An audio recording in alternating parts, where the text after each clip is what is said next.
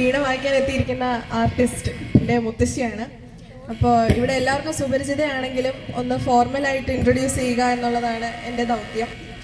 അപ്പോൾ ആദ്യമായി മുത്തശ്ശിയുടെ വീണയിൽ ഇൻട്രൊഡ്യൂസ് ആവുന്നത് ഇവിടെ സ്കൂളിൻ്റെ എഡ്യൂക്കേഷൻ കഴിഞ്ഞിട്ട് പിന്നീട് ഇവിടുത്തെ കൊളക്കട സ്കൂളിലെ തന്നെ ടീച്ചറായിട്ടുള്ള ലക്ഷ്മി അമ്മാൾ ടീച്ചറിൻ്റെ കയ്യിൽ നിന്നാണ്. അവിടുന്ന് തുടങ്ങിയ ഇഷ്ടം പിന്നെ മുത്തശ്ശിയെ സ്വാതന്ത്ര്യനാൾ കോളേജിൽ കൊണ്ടെത്തിച്ചു. അവിടുത്തെ 75ാം ബാച്ചിൽ നിന്ന് പാസ് ഔട്ട് ആയി കഴിഞ്ഞ് പിന്നെ 32 വർഷത്തോളം DV UPS നെടുവത്തൂർ ഒരു മ്യൂസിക് ടീച്ചറായിട്ട് വർക്ക് ചെയ്തു.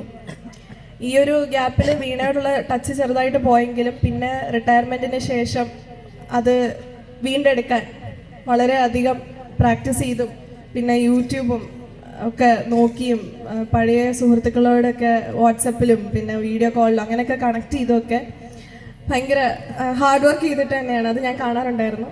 അങ്ങനെയൊക്കെയാണത് പിന്നെയും ആ സ്കില്ല് വീണ്ടെടുത്തത്. ഇപ്പോൾ ഇതൊക്കെ ചെയ്യുമ്പോഴും പറയുമായിരുന്നു ഇവിടെ അമ്പലത്തിൽ വായിക്കുക എന്നുള്ളതൊരു വലിയൊരു സ്വപ്നമാണെന്നുള്ളത്. അത് ഇന്ന് നിറവേറ്റുന്നതിൽ ഞാൻ വളരെയധികം സന്തോഷിക്കുന്നു. ഇനി വീണയെ പറ്റി 2 വാക്ക് പറയാം.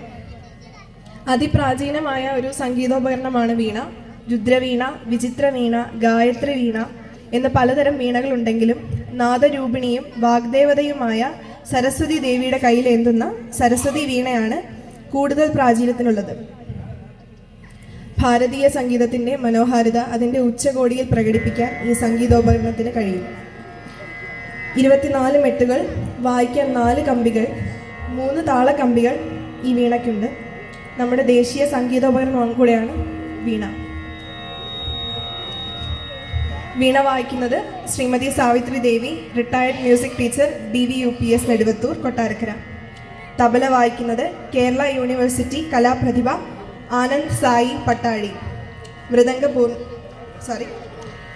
മധ്യമപൂർണ്ണ അഖില ഭാരതീയ ഗന്ധർവ മഹാവിദ്യാലയ മണ്ഡൽ, മുംബൈ.